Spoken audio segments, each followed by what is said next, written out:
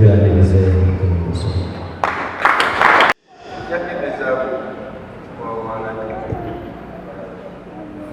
nga bwebatwa saba Katonda nani baleko bulungi naye njagala okubawa EMS service obuweereza mukubire Katonda mu ngalo Bishop Ssebattende Maama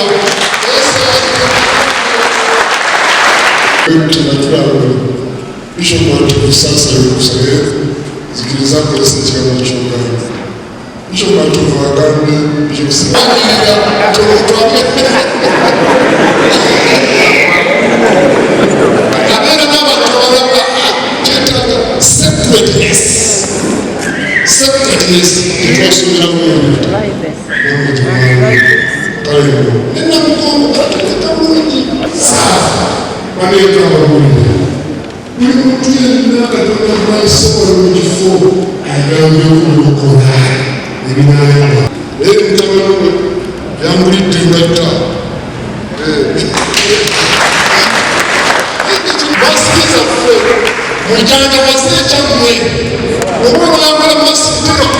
Mwabale mwenna nsaba mwekolemu omulimu muleke mutwalibwa wansi kyebalina secularism. The church is being attacked by secularism. Secularism omuli ebintu omuli nga political world mwekola. Political world mukoddomi wangulu mulitajali. They do a lot of character assassination. Omanyi assassination kwe kutta omuntu assassinate. Naye ate character assassination kwe kutta omuntu n'ebigambo n'omwogera n'omutta omuntu ng'atambula naye nga bamutta. Ne bw'abanga ayitaba oli ayinza omutterako ekigambo omwenzi okukamala kasi nga bategedde ayinza erinyo ne bakulyentingawo ekintu kalakita ne bamutta kati bagenda okugiramu otumulete okumanyi nti waliwo omusajja bantu bakitundana ekinkiriza eri waliwo omusajja gwe bajja n'atafuuka na bishop yali n'ebyambala kubuzi najja naye ennaku ezo omukyala eyamwesibako n'aleeta n'abaana yajja n'ennya n'agamba nti bano n'abamuuzisa tebansasula kati najja eri bishop wona aliyo n'agamba nti ono yewaye nzosirire nga musajja wati n'obulamu yata era kyeyakola kubanga ono gwe twalonda twamulonda ku lwakusatu n'atekebwawo ku sande teyalina na byambalo naye oli yagamba n'amuwa ebyambalo bye byali binenenenemu naye yagendera okukola naye ng'abigambo twamusiba sikatuufu kati bano bakola byagamba kale ne bagaa kati gene ku jeni ne bagira kiyasalo omukazi secularism ereeta ensi n'egiteeka mu kanisa mu kifo ky'ekkanisa kugenda mu nsi kati kyekimu omuntu n'akola n'abantu babiteekamu ne ssente bwe mulabanga omuntu atadde okuteeka ssente yagala kufuuka mulabirizi oyo mumanya nti secularism batolushirejjase mwewala ebintu ebyokubyaganako agagambo nga bakristaayo don't accept secularism to take over. Era wakati mulaba kibishopu bamutute mu kooti kakatoliki neonoebitemudda neokubagagambo ogenda okunoonyeza ekyo tebamuweereza buweereza twamusanze wano bamumanyibe temubireeta mukanisa kwevuma temwevuma abawule mwalafoka mubeere bakakole ne mukulunda omulabirizi mugikole ngabalakole oba okunoonyeza okusabire oba mukisabire mwongereko mu ngeri yamusaba temwevuma mujja kuwonoona ekintu kyaffe nange eri banjogere awabeevuma abo ensawa zirazaddwa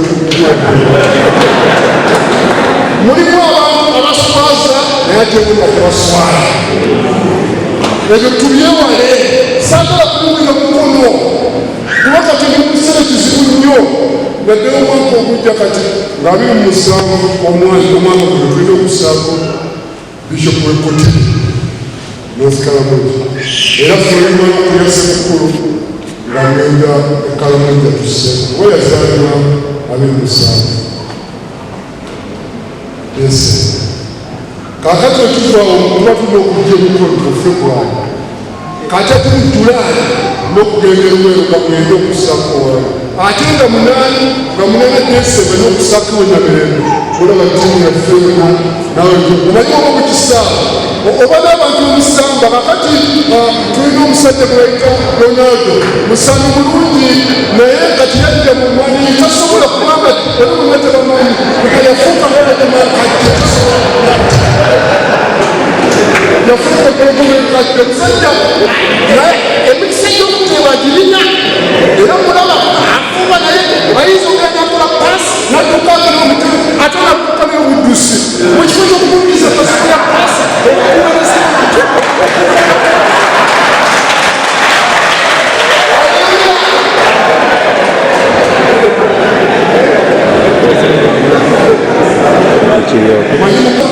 n'okola chest control okola paasi oyinza n'omulenge walinga n'obusaba walinga ayabula bwabuzibwa tamanyi kyakala olwekyo munsabire kubanga ttiimu yange eteeri egenda ate ne mumpereza abateeri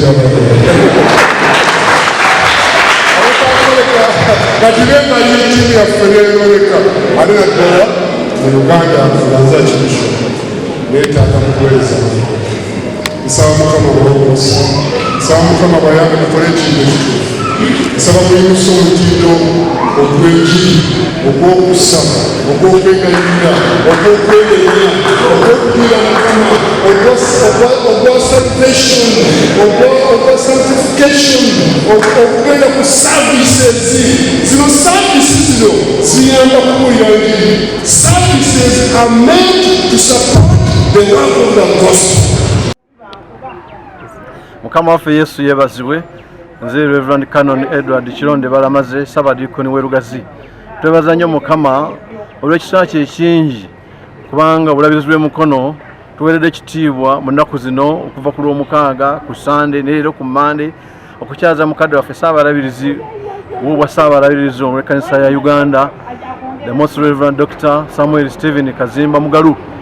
Ffe nga bannamukono twenyumiriza nnyo mu Saabalabirizi Kazimba kubanga mwana waffe yatandika ng'omusomesa omukebezi omuwandiisi zone leader omubuulizi ekkanisa gyendi erugazi St. Peters yaliyo ng'omuweereza omubuulizi mu kkanisa ey'omumuti ng'ava bambi omukyalo n'atambuza bigere najja enfuufu yonna emugwereddeko ng'alina amaka wawumulira n'asooka n'aba naye kubako enfuufu najja alinya ekituuti okubuulira enjiri kugamba olaba omuntu bw'ati azze nga alinnya ddaala ku ddaala Katonda nga gy'amuleeta naye ng'ekikulu mu byonna kyekigambo ky'okulokoka nga bw'awedde obujulirwa abadde akomezaawo obujulirwa eri abantu be abaamukuza abaamulera abakuze wamu naye abamusumbye ng'era batugambye nti ali butundutundu bw'abantu abalala bangi. Twenyumiriza nnyo Musaabalabirizi twebaza Katonda olwa Bishop waffe w'emukono Right Reverend James William Musebagala ne maama ababadde ba host olw'okukyaza Saabalabirizi kubanga bukyatuzibwa nga Saabalabirizi abatatukyaliranga mu butongole nga bannamukono. Lwekyo twebaza nnyo Mukama tukkiriza Katonda nti azze n'ensigo gy'asize mu ffe kubanga okulinnya ekigere kye ku ttaka lino eryaffe ery'emukono kamonero ng'ekkanisa akagitwala mu maaso n'enjiri eyabuliddwa jjo mu lukuŋŋaana gagadde olw'obulabirizi convention yaffe ebeerawo oluvannyuma lw'emyezi 3 mu Ezekiel 3:7 obulamu buddemu amaanyi ng'alagula Ezekiel alagula eri amagumba amakalu mu kiwonvu.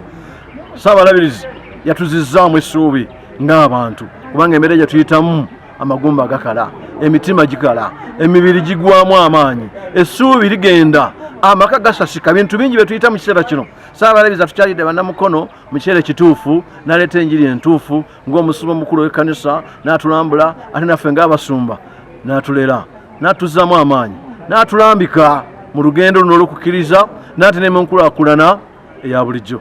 So mukadde waffe Saabalabirizi, Mukama akutuwere nnyo omukisa, ne Maama Magule tumusabira ne famire yonna, Mukama weyongere okubawa amafuta okubuulira enjiri. Mukadde waffe omulabirizi w'emikono ne maama, mwebale nnyo, mwebulira ddala, mutuweeseze ekitiibwa nga bannamukono ate nga bannakyagwe. Amiina.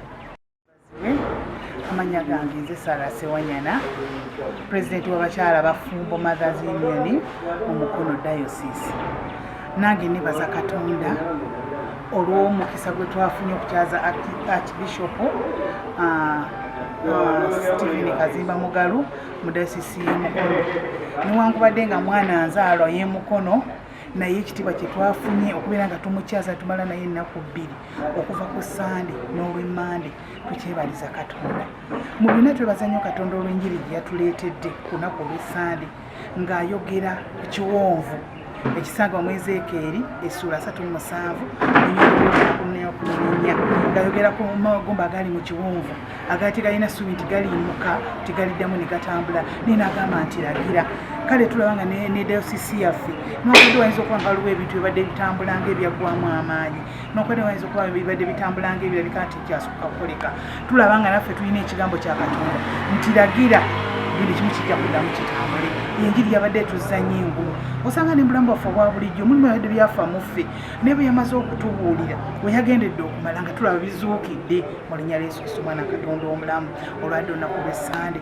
Ate teyaleseeyo era ayogedde n'abaweereza b'omu Diocese bonna, abakubiriza, abaawule, abakulu b'ebitongole, era nabo n'abazaamu amaanyi ku kigambo eky'olwaleero nga akatiriza nnyo ekigambo ekyokugamba nti tubeere nga twagala ekintu ekyaffe, tubeere nga tukolerera ekintu ekyaffe, tubeere nga tuteekamu amaanyi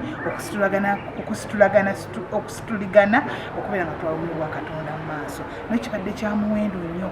Osanga muffe mulimu abadde baweddemu amaanyi, osanga muffe mubaddemu abadde tebakola nga bwe tulina kukola, osanga muffe mubaddemu abalemereddwa, osanga muffe mubaddemu abeemulugunya, naye ekigambo kyatubuulidde zino ennaku 2 ndaba nga kituzizza nnyo engulu era nga kigenda kutwala mukono mu maaso kubanga okwegatta ge maanyi.